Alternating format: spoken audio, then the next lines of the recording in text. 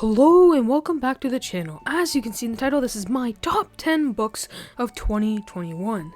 I read a good amount of books, not super amazing, but I mean, it was good. I think I got like 56, I think around like 50 something, not counting manga. So, I mean, pretty decent. Not as good as my last year, but a lot of changes this year in my life, so yeah, so this is my top 10 books of 2021. Many books people could probably guess due to the amount of raving I do on some of these books. And yeah, so most of these books are actually in the first half of the year. I'm just dragging this on. So yeah, I guess we should just get into it. So book number 10, starting at the bottom of the barrel, is Name of the Wind. This is not saying it's bad in any case. Like I said, I think I read around like 56 books, so this is number 10. That's actually pretty good. Name of the Wind.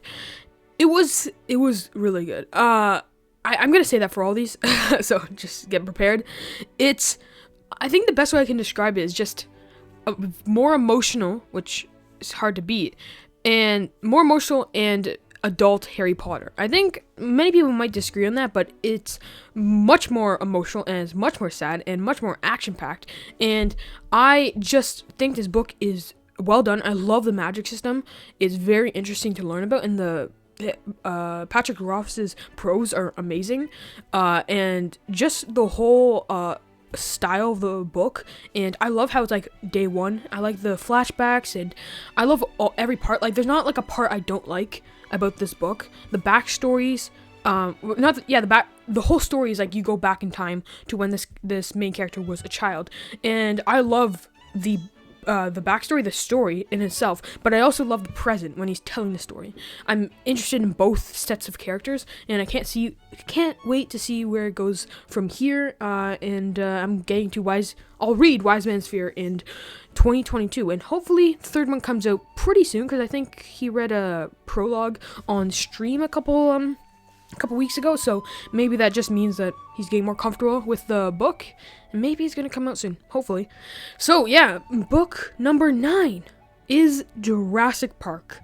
I did this actually for a school project. This was my first time reading it. I've never seen the movie before, and it really surprised me. I just picked this one up on a whim just to complete the school book report thing, and actually surprised me so much that it's my ninth book of the year, or ninth favorite book of the year. It's just really interesting. The science is interesting, but it's very understandable. The characters are very interesting. Some are a little boring, it's annoying, but mostly a lot of them are very interesting, and mainly books that give you good ideas to think about or are thought-provoking are some of my favorite. That's why I put Name of the Wind at number 10. So yeah, number 9, Jurassic Park. So number 8 is One Piece. I'm just gonna group this together because I don't read the volumes, and I just go chapter by chapter, and I don't know when the volumes end or start. So if I had to pick a saga that's my favorite, I'd definitely be Alabasta. I've only read 2, so One Piece, mainly I put this at number 8 above Jurassic Park and Name of the Wind because of the characters. I find the characters so interesting, and I just want to know more about them. I love also the world building. The world is just so interesting, and I want to know how many devil fruit there are. I found the devil fruit the most interesting world building piece, and maybe I'm really hoping that that the future sagas are better than the last one, because if they are, then it's gonna go way up on my favorite books of all time. Next is Shadow of the Gods at number 7. This one was very interesting because I had a whole bunch of theories going through, and it's such a theory-based book that they give you, like, it's kind of like a mystery-ish kind of book. Like, it's not mystery, but they're a lot of, like, cliffhangers, kind of, where they end chapters where, like, you don't know what's gonna happen, and you don't even know that much at the end. And I find it so interesting how there's 3 different plots going on. This could be like 3 different stories, and then at the end they all connect. And I just love that part about the book, how there's 3 different stories, and I actually find all 3 characters pretty interesting. There's some that I love more than others, but mainly all 3 are equal in my mind. They're all very interesting. I can't wait to read book 2 in April, May. I don't know when the book's coming out, but the cover looks insane, and I can't wait to read it. Coming in at number 6 is the first Stephen King book, Misery. Stephen King has very quickly become my favorite author of all time. I only started reading his books in 2020. I read my first one in January, then my second one in October of 2020. Then this year I went crazy and I think I read around 10 of his books in this year. And it's inevitable, the amount of, that Stephen King is going to become up on my top 10. His books are amazing and Misery is no exception. Misery is just so thrilling and suspenseful, and I'm on my edge of my seat the whole time reading it.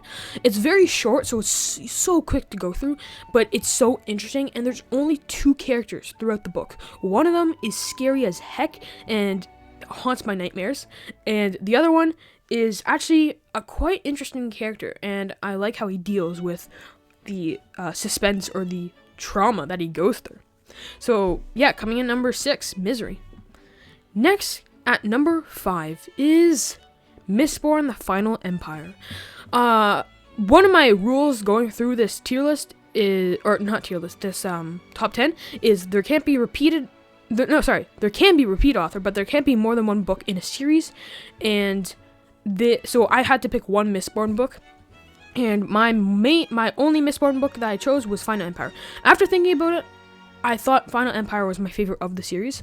I just thought it's a one-off book that you don't have to read the other series. I liked the way it ended, and the ending was very sad, but it was like triumphant.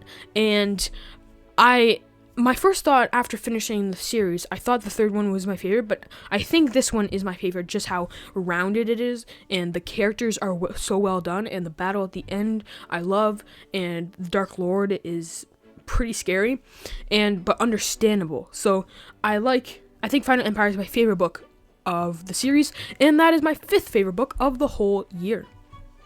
So coming in at number 4 is Wizard and Glass, the 4th book in the Dark Tower series. I just finished the 5th book yesterday, so there will probably be a review in the new year. I just don't have time to just do it this week, so I'll have a review for book 5 next week, and with my season review of Wheel of Time. But book 4 has been my favorite so far. After reading book 5, I think book 4 still is my favorite, Wizard and Glass. Many people is divided. This book is very divided. Half the people reading it say it's the worst book in the series. It's debatably the worst book Stephen King has ever written.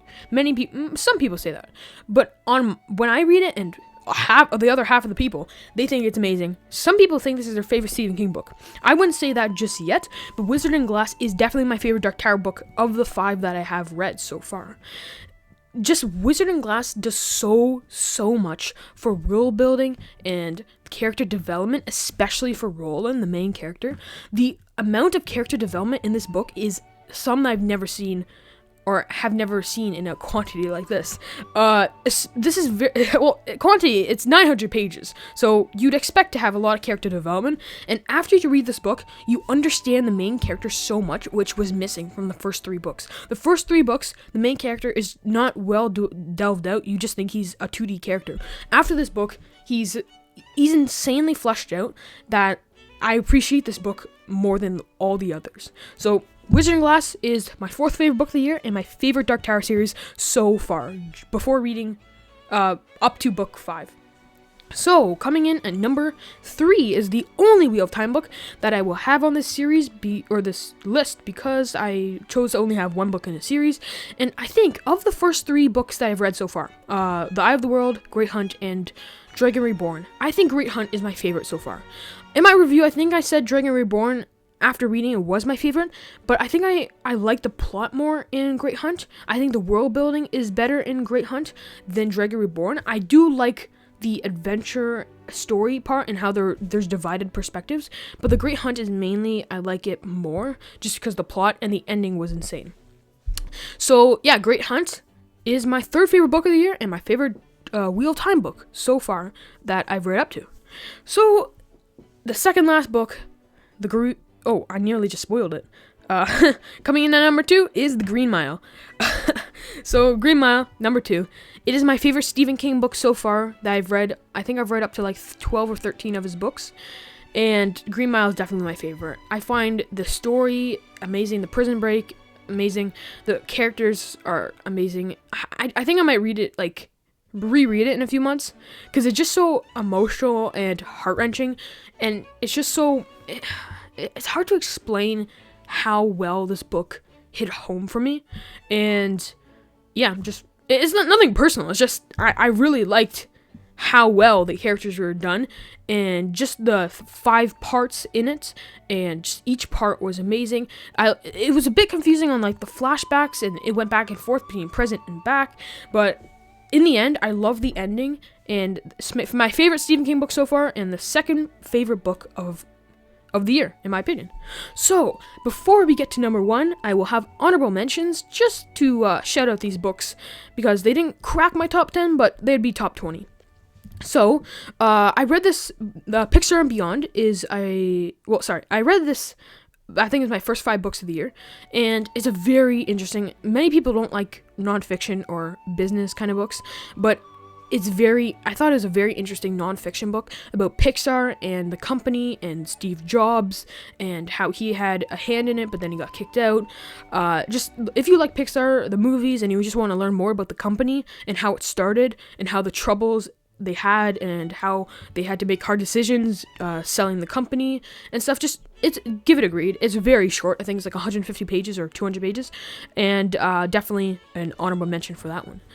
Next is Rita Hayworth and the Shawshank Redemption. It's a short story or a novella in 4 seasons. So I don't think I just don't want to say like a very short book to crack my top 10, because they're much longer books that are better delved out.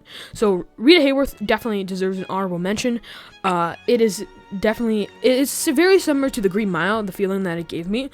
Just very interesting. The characters are interesting. The environment that Stephen King makes in the story you feel like you're a part of the prison, or you're a prison mate, or they're friends.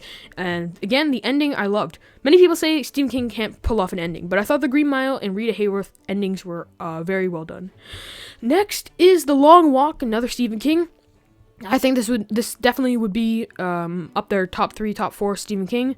It is very well done. It just is about teenagers who volunteer to go into this reality TV show. I don't think they really delve out the TV part a lot, but they go on this competition where you go for a walk. If you stop walking, you die. And it's essentially Hunger Games mixed with Stephen King's weirdness mixed with walking. So give it a read. Pretty short, and it's pretty good and relatable if you're a teenage boy. So next is Carrie, a book that isn't relatable at all to me personally, because and it's about this girl going through abuse with her mom, and then she just cracks, and it's essentially a book about bullying, but it's a classic horror tale, and I thought it was very well done. And yeah, very short. Also, these are all pretty short books that I've mentioned so far in the honorable mentions, and I'll give it a read. It's pretty short, and first Stephen King book, and I thought it's a very good one. Next are the rest of the Dark Tower series and the rest of the Wheel of Time. So I want to give honorable mentions to the first 3 Dark Tower books and the 5th Dark Tower book. So 1, 2, 3, 5 of the Dark Tower. Those all could have cracked my top 10, but I don't want to say more than one book in a series, but they're definitely close. And yeah, so I'm really enjoying Dark Tower. Give it a read. It's very short. Or the first one's really short, the rest aren't, and it's very good. People say people don't really want to get into Stephen King, but it's a fantasy, but it's also like a western, but it's also like sci-fi, and it's also horror. So it's like, I don't like saying it's a fantasy series, because it's much more than just fantasy. So, and lastly, honorable mention, a long honorable mention section, but I read some good books this year, is the rest of the Wheel of Time, meaning the first and second book of the Wheel of Time that I've read. The Eye of the World, I really enjoyed that book. It's surprisingly so, and The Dragon Reborn. I think I said book 1 and 2. I meant book 1 and 3. Dragon Reborn, again, almost beat Great Hunt. I thought it was so close, but I think Great Hunt overrules that one. So, that's a long honorable mention section, but let's get into number 1 without any wasted time. Number 1, many people can probably guess, but my favorite book of the year. Many other people said this is in their top 10, and I think some people actually said it's number 1. Some people said it's number 2 that I've watched, and I don't think this comes from any surprise for anyone. It's Project Hail Mary. I got into Andy Weir a couple years ago, and I read The Martian, and it was recommended by my great uncle, okay? And I read it, and I loved it, and then I read Artemis, I loved it, and I've been waiting for this book for 2 years. When it came out, I got it on release day, I read it, and I loved it. The friendships are amazing. I love the back and forth between the present and the backstory, or the what do you call that? I forgot the name for that. The flashbacks, I guess, and just the whole plot I find very interesting. I don't find any part of this book boring, and I find the ending genius. So yeah, that's my list. And I hope you enjoyed it. Tell me if you agree with any of these. Tell me if you haven't read any of these. Tell me if you have read any of these. And yeah, so thanks for listening. This has been my top 10 favorite books of the year, and this will be my last video of 2021. Obviously, because this is the 31st. So yeah, I will come back on January 2nd to give my Christmas book haul and reminiscing on 1 year on BookTube. So. And then next week I have Wheel Time review and book 5 of the Dark Tower review. So yeah, thanks for listening, and see you next time.